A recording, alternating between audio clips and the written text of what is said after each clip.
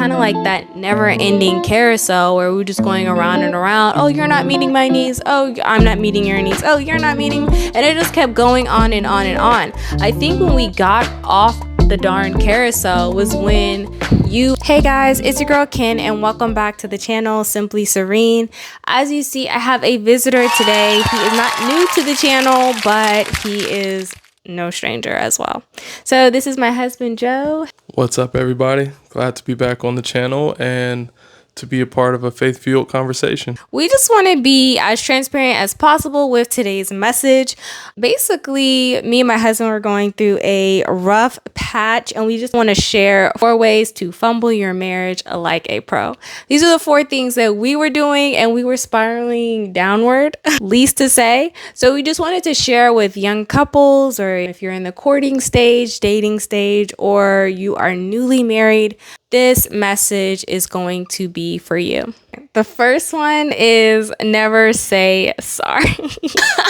So today I was literally Bigfoot / Godzilla / I was everything all in one. I was stomping on toes. I was giving hell today. So he's nodding his head in agreement. It's okay, babe. You can nod your head. It's true. So saying sorry is really important. And this is one thing that we both are being so stubborn about. Our counselor told us a while back, it's okay to make mistakes. It's okay to maybe get frustrated out of anger or say something out of anger. He's like, it's kind of inevitable. Those things happen. But what matters and what changes the game and the atmosphere is being able to say sorry. So if you want to fumble your marriage, never say sorry. Why would you heal a wound when you can pick at it forever? Nothing builds intimacy like unresolved grudges. It's true. If you never say sorry in a relationship, if you never apologize for the wrongs that you do, things are going to fester within your relationship and things are going to go unresolved. Give us an example, boo. We could use the example from today. I guess that's the freshest. My wife Ken said she was stomping around like Bigfoot / Godzilla, throwing fire at everybody. And I understand that bad days are going to happen, so I didn't take it too personal. But when she asked me to do this video, I was less apt to do this video. It's like, well, you've been coming at me all day. You've been giving me a hard time all day. I don't really want to sit down and do a video with you, especially since I didn't get an apology. Well, I guess this is my opportunity to practice what I preach. I'm sorry, babe.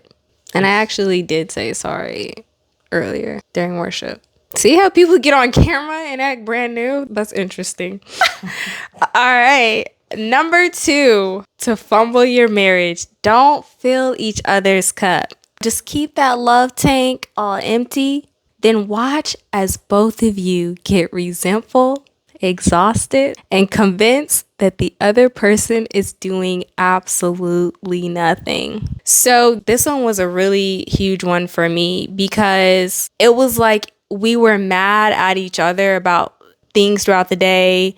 And then it was like, maybe this is an opportunity where he might want to watch a movie with me.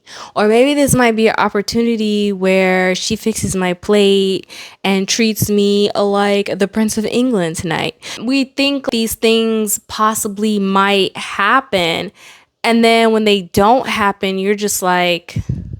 And the cycle just keeps continuing. It just keeps like, well, I'm not going to do that because I'm so mad at her. And she just did this to me, so I'm not going to do this. And I'm not going to do this.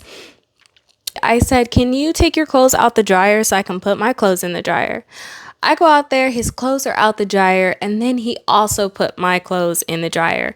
That is a really small thing, but it filled my love cup because I'm acts of service. So he knew that. So he was striving to try to do more than what was asked. And when we started doing that, you fill me up, I fill you up, it actually was just starting to happen naturally. Would you agree? Yes, I 100% agree. When I took time to do things that filled up your love cup, you naturally would do things to fill mine up as well. So naturally, you can be on the carousel that goes in a direction that causes things to end up in bad situations, or you can get on a different carousel that has a cause and effect that makes things happen more positively in a relationship.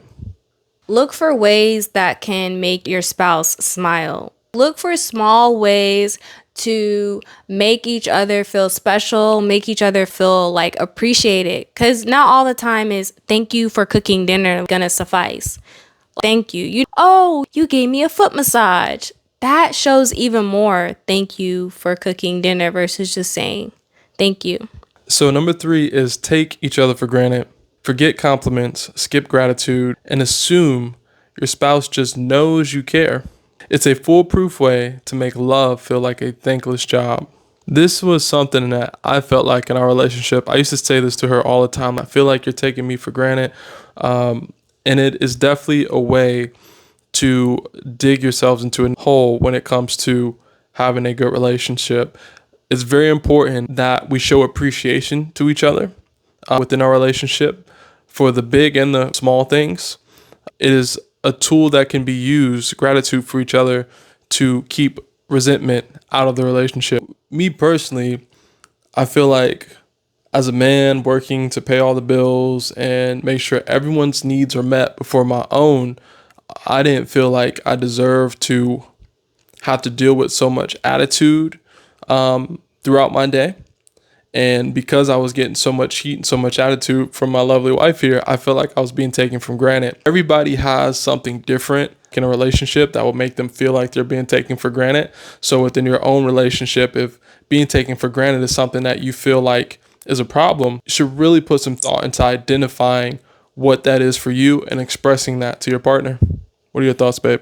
I actually don't think it's that simple. I don't think that I was just softened up when he told me that that was something that he had a problem with. I was actually quite the opposite. I feel like I was actually giving you a lot of pushback because I was showing you the attitude because you weren't meeting one of my needs. So that's why I said that number 3 kind of goes hand in hand with filling your cup. So he wasn't filling my cup, so I wasn't about to make it easy for him with other things. So it was kind of like that never ending carousel where we were just going around and around. Oh, you're not meeting my needs. Oh, you're not meeting. And it just kept going on and on. I think when we got off the darn carousel was when you, as the man of the relationship, the leader, took first and full responsibility for our relationship.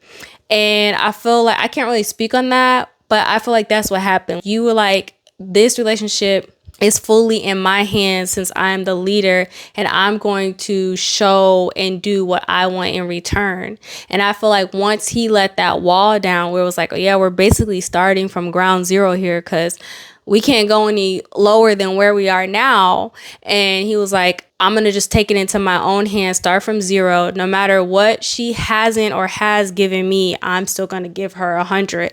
And when he started giving me 100, it's inevitable. You just give the other person 110 and it just keeps getting higher and higher and higher. So I think that's the realness behind not taking each other for granted. Definitely listen to what my husband said about pinpointing what you don't like.